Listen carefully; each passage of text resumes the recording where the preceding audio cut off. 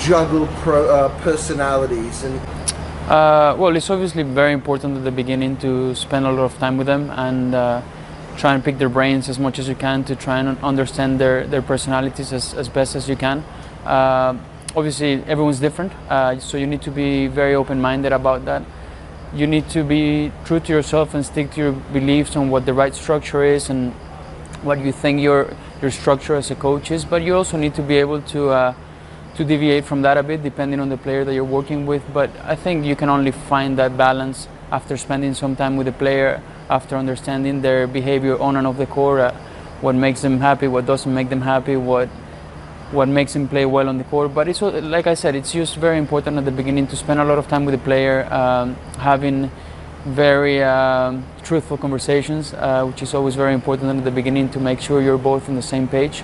But I would say that's probably the most important thing for me at the beginning of a relationship, spending time with them and being very honest and open to make sure you're both on the same page, and then it's easier to move forward after that.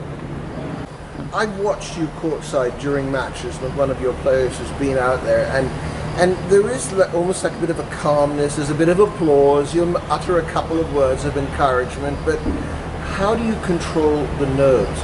You're not out on court, so it must be churning inside you. I think obviously there are a lot of thoughts going through your mind. I try to focus on what's happening tactically in the match, and I try to leave emotions aside as much as I can and you need to try and be objective when the match is happening and not let emotions make you get ahead of yourself and start thinking about what might happen the next few points, or start thinking about, oh, if he could have done that, should have done that. I think you need to try and stay rational and objective when the match is happening and try and maybe figure out what's working, what's not working, so then you can have those conversations after the match. And at the end of the day, most of the preparation that you do is outside of the court. You don't do it when the guy is playing the match, when the player is competing. So at the end of the day, when the player steps on court, you try and let the cards fall wherever they want to fall. So where you can really influence the player is when you're working on things outside of the court, either on the tennis court or mentally. But once the match starts, there's not much you can do. So that's what I try to focus on, just to try and focus on the process and how I can help the player after he steps out of the court. How do you manage a situation where you've left one player, you've gone on to another player? Is it tough to continue that relationship with the previous one, or how do you handle those situations? I don't think it's difficult, as long as when you finish working with the player, it's done the right way and it's done being truthful and honest. I think it's not difficult at all. Obviously, at the beginning, it's just like any breakup. It's a professional breakup, so at the beginning, maybe it's not exactly what it used to be in the past, but with time, things tend to settle down. And at the end of the day, you're always competing against each other in a way, so it's difficult to be really, really close friends afterwards, because you might have to see each other in the semifinals or finals of a slam or of a big event, or of a big master series or a big 500 event. And like I said, the most important thing is just to try and be honest and truthful when you're in a relationship.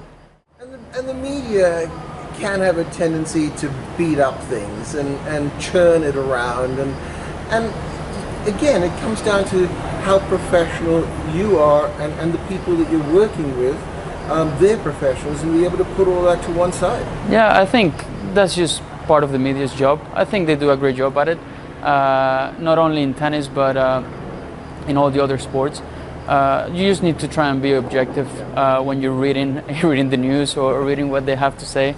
But yeah, that's normal. They're always going to try and get a story out of a situation, and that's something that you as a professional need to understand.